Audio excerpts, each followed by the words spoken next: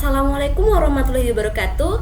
Perkenalkan, nama saya Vina Sulistiani dengan NIM A1A32336 dari R001 angkatan 2023 Prodi Pendidikan Pancasila dan Kewarganegaraan. Di sini saya akan menganalisis jurnal dengan judul Perbuatan Melawan Hukum atau PMH dalam Hukum Pidana dan Hukum Perdata karya Indah Sari dalam rangka memenuhi tugas kuis dengan mata kuliah Hukum Pidana.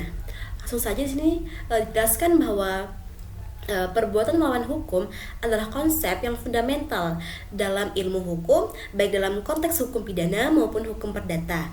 Dalam PMH, tindakan yang dilakukan dianggap melanggar norma hukum yang berlaku, yang dapat merugikan banyak pihak.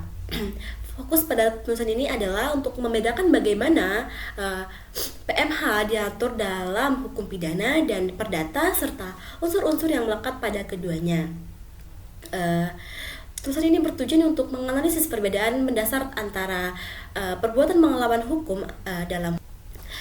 Di sini didefinisikan bahwa perbuatan melawan hukum seringkali dipahami sebagai tindakan yang melanggar undang-undang, hak orang lain, nilai kesusilaan, dan prinsip umum hukum. Setiap tindakan yang melanggar hukum yang dapat menghasilkan kerugian dalam hal ini kerugian yang bersifat material maupun imaterial. Menurut Wikipedia, perbuatan melawan hukum dalam konteks hukum perdata berkaitan dengan pengajuan tuntutan atas kerugian yang dialami oleh individu akibat tindakan pihak lain.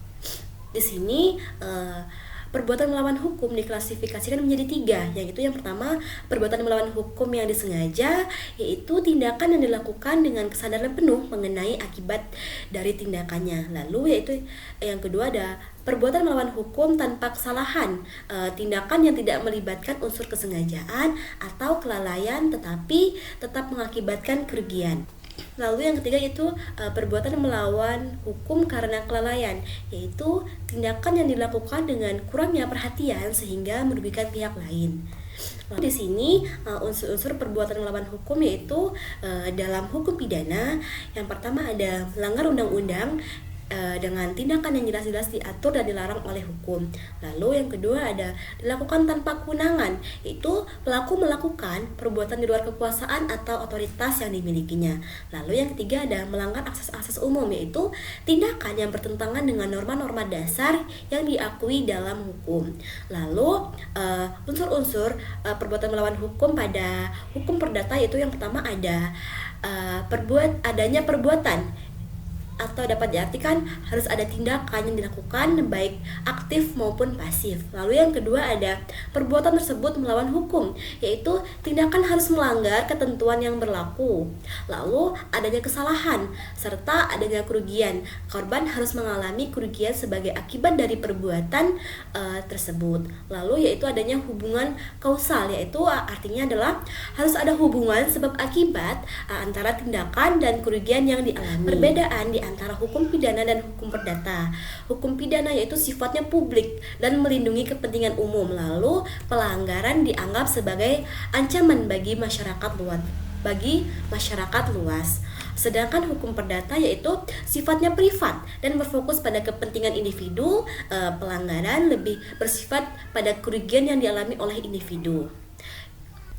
Selanjutnya itu ada dasar hukum, hukum pidana dan hukum perdata.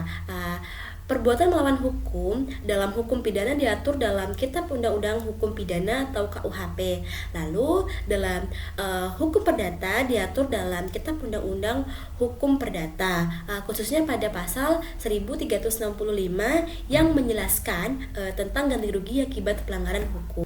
Pada penelitian ini, metode yang digunakan adalah metode penelitian yuridis normatif dengan pendekatan studi kepustakaan.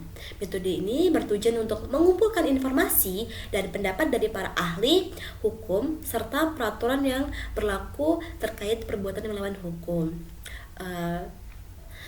Pada jurnal ini dapat disimpulkan bahwa adanya perbedaan mendasar antara PMH atau perbuatan melawan hukum dalam hukum pidana dan perdata terkait sifat dasar hukum serta unsur-unsur yang melekat. Lalu pemahaman yang baik mengenai perbuatan melawan hukum sangat krusial untuk menjelaskan batas-batas tanggung jawab hukum dalam masyarakat.